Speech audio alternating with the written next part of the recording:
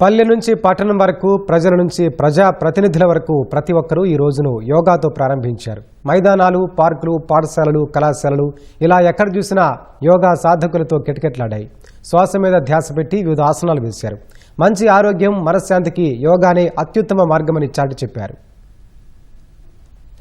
లోక్ భవన్ లో జరిగిన యోగా వేడుకల్లో గవర్నర్ అబ్దుల్ నజీర్ పాల్గొన్నారు. అధికారులు, సిబ్బందితో కలిసి ఆసనాలు వేశారు. విశాఖ బీచ్ రోడ్లోని సాగరిక ఫంక్షన్ హాల్లో నిర్వహించిన యోగాంధ్ర కార్యక్రమంలో హోంమంత్రి అనిత పాల్గొన్నారు. ఎమ్మెల్యేలు పల్లా, గణబాబు, కలెక్టర్, సిపితో కలిసి యోగా చేశారు. ప్రపంచానికి భారత్ అందించిన అమూల్యమైన కానుక యోగా అని తెలిపారు. రాజమహేంద్రవరంలోని కోటిలింగాల ఘాట్లో ఆయుష్ శాఖ నిర్వహించిన యోగాంధ్ర కార్యక్రమంలో పాల్గొన్న ఎంపీ పురంధేశ్వరి, కలెక్టర్, ఇతర అధికారులతో కలిసి ఆసనాలు వేశారు. కర్నూలు శాప్ క్యాంపు మైదానంలో యోగాంధ్ర కార్యక్రమం కోలాహలంగా సాగింది. కలెక్టర్ సిరి, ఎమ్మెల్యే గౌరు చరితారెడ్డి విద్యార్థులతో కలిసి ఆసనాలు వేశారు. బాపట్ల జిల్లా సూర్యలంక బీచ్లో యోగా వేడుకలు ఘనంగా నిర్వహించారు. కలెక్టర్ వినోద్ కుమార్, ఎమ్మెల్యే మాలకొండయ్య ప్రజలు, విద్యార్థులతో కలిసి యోగా చేశారు. పోలవరం జిల్లా రంపచోడవరం గురుకుల పాఠశాలలో యోగా వేడుకలు కోలాహలంగా సాగాయి. Collector Dinesh Kumar, ST commission chairman Bojjireddy విద్యార్థులతో కలిసి ఆసనాలు వేశారు. కడప మున్సిపల్ మైదానంలో అధికారులు, ప్రజలు యోగా చేశారు. కర్నూలు వెంకటరమణ కాలనీలోని శ్రీ పతంజలి యోగా శిక్షణా కేంద్రంలో వృద్ధులు ఉత్సాహంగా యోగా చేశారు.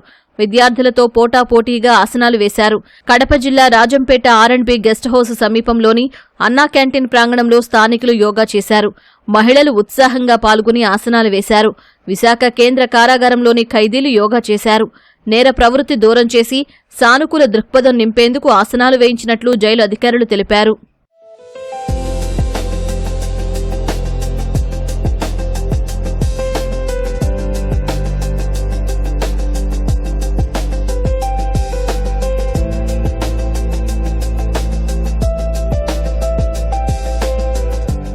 తిరుపతిలోని టీటీడీ పరిపాలనా భవనంలోని పరేడ్ మైదానంలో యోగా వేడుకలు నిర్వహించారు.